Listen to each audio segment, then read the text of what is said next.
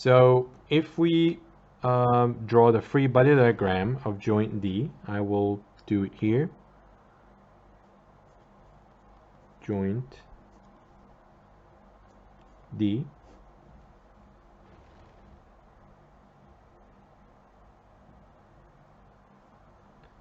The same concept applies. I will put the joint here. Pick anywhere and do the dotted line. So I will pick it here and then do a dotted line. And you will realize that I intersect with 1, 2, 3, 4 forces.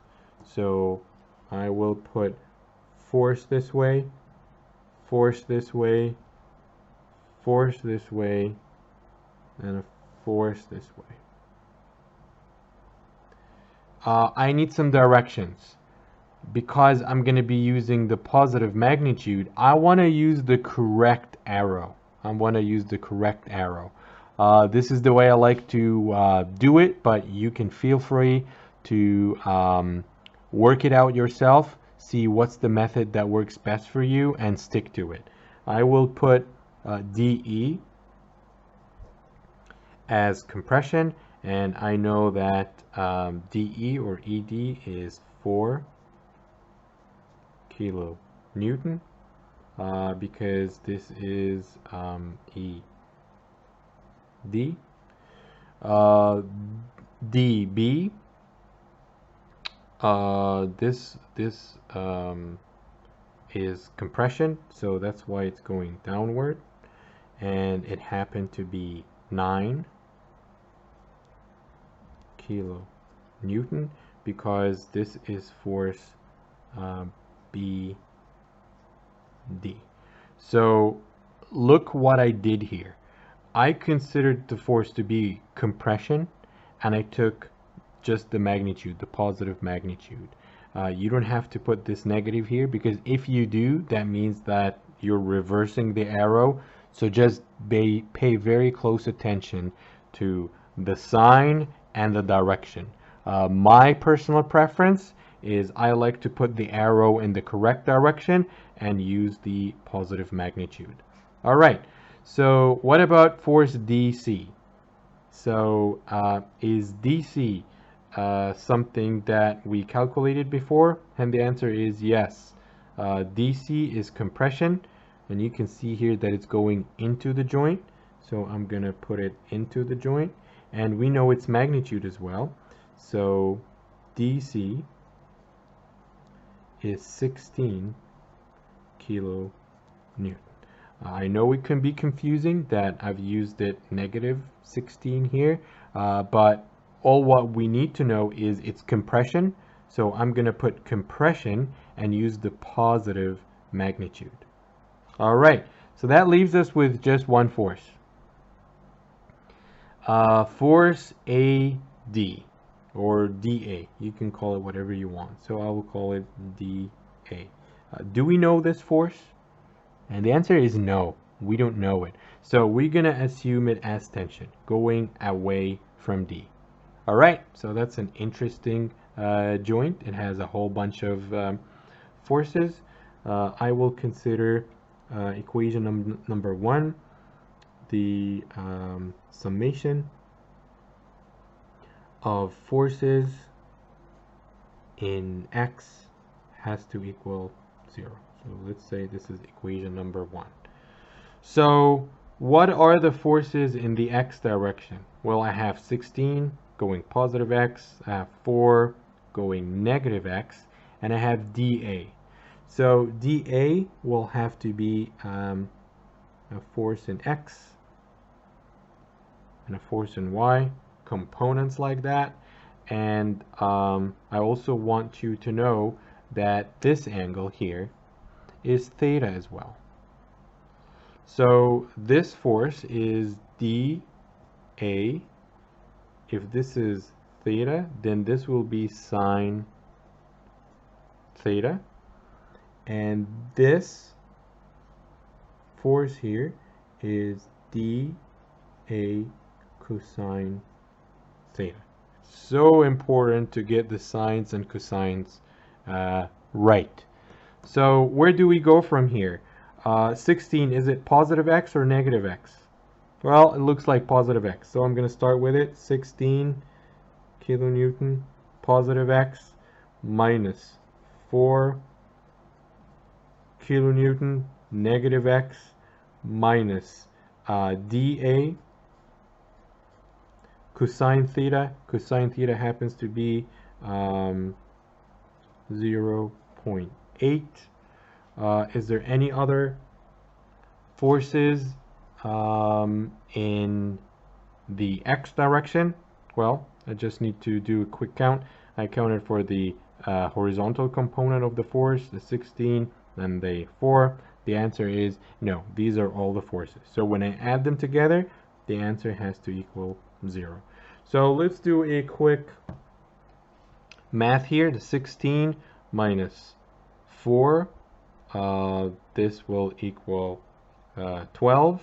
You take the dA of the opposite side and you divide it by 8. So this means that dA is positive 15 kilonewtons. What does positive mean? The positive means that this assumption is correct, and this direction, this assumption is tension. So tension or positive is tension. This is great. That means that dA is 15 kilonewton in tension. All right, this is great news because now we don't have to do the summation of forces in y equals 0. But just for the fun of it, I want to consider joint A and make sure that the equilibrium is satisfied. Because if you have time to analyze the extra joint, you can check your answer. You can feel good that the forces you calculated in AD and the force you calculated in AD and AB is in balance with the reactions that you figured out from the first step, from considering the entire truss structure. So I'm gonna do it for you guys because this is something I really like about this type of problems, is that you can check if your answer is right or wrong. So I'm gonna do it really quickly here. This is joint A. I'm gonna put the joint, and I'm gonna do it on the truss as well. So before we do this, we figured out that dA or AD is tension, and it's 15. So what's the direction of tension on joint D? Tension is always away from the joint you're considering. So when you consider D, it's away from D. When you consider A, it's away from A. So very quickly, we figure out the correct direction of the force at joint A and at joint D.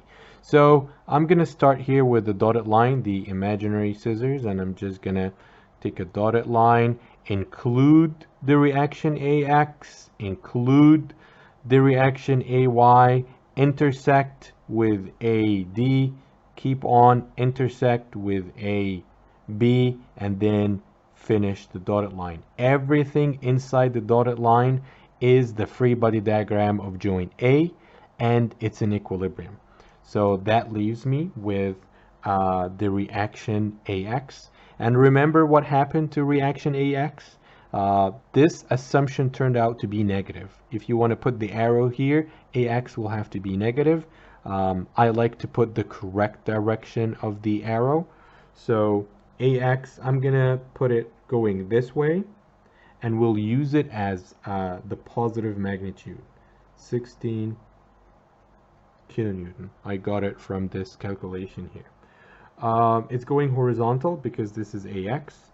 AY was positive going in this direction, so I will put it as well. This is AY, which happens to be 9 kilonewton. So I don't have to call it AY anymore because now we know how much is this force. It's 9. So I just put it 9 kilonewton, and it's going upward. What is the direction of force AB? Well, AB or BA, it's tension and it's 4 kilonewton. It's going away from A, so it's going away from A, and it's 4 kilonewtons. And AD is away from A, and it's going in this direction. And AD or DA happen to be 15. We just got it here, so this is 15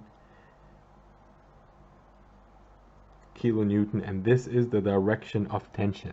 So remember, we're doing this joint for fun. We already know all the forces and we know all the directions. I like to draw the correct direction and keep on using positive magnitudes. So if this angle is theta, what is this angle? It's theta as well. So this angle here is theta, and now the x component of this force is going this direction, and the y component is going this direction. I don't need to account for the 15 anymore. I will just account for the dotted line. This force, the force going close to the angle, so this is 15 cosine theta. And we know that the cosine theta is 0.8, so this is going to be 0.8. When you do the math for this, I will do it really quickly. 15 multiplied by 8 is 12, so this equals 12. I'll do this really quickly. This force here is 15 sine theta, and sine theta we figured out to be 0.6.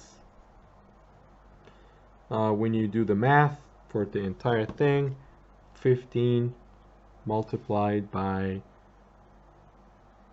0.6 is 9. So it's looking promising already.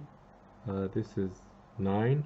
I will do equation 1 for this joint. Let's consider the forces in X, the summation of forces in X. Let's see if it equals 0. If it doesn't, then there's something wrong in the equations. So what are the forces going in X? There is 4 positive plus 12 positive minus 16. Guess when you do the math here, what's the answer? Well, there are no unknowns. We know all the numbers. And the numbers add up to 0. That's the good news. That's the check. When you add up all the numbers, it equals 0. So obviously this is good for these numbers. These numbers look good because the summation of force on a joint that we know all the forces. Remember, we didn't have to do this. We already figured out all the forces. We're doing this just to check that our numbers are right. So if you want to celebrate further and just make sure that forces in Y add up to 0 as well, so we might as well do it. This is summation of forces in Y. Let's check if they equal 0. 9 going upward minus 9 going downward. There are no other forces in Y. It definitely adds up to 0, and that pretty much is what I wanted to share with you about this problem. Feel free to kind of do it yourself. You can just like start with this truss and see if you can get this stable. See if you can put the correct arrows on the truss. See if you can get the correct reactions. And if you can do so, then you are now ready to solve problems using the method of the joints. That's pretty much it, and I will see you in another video. Thank you.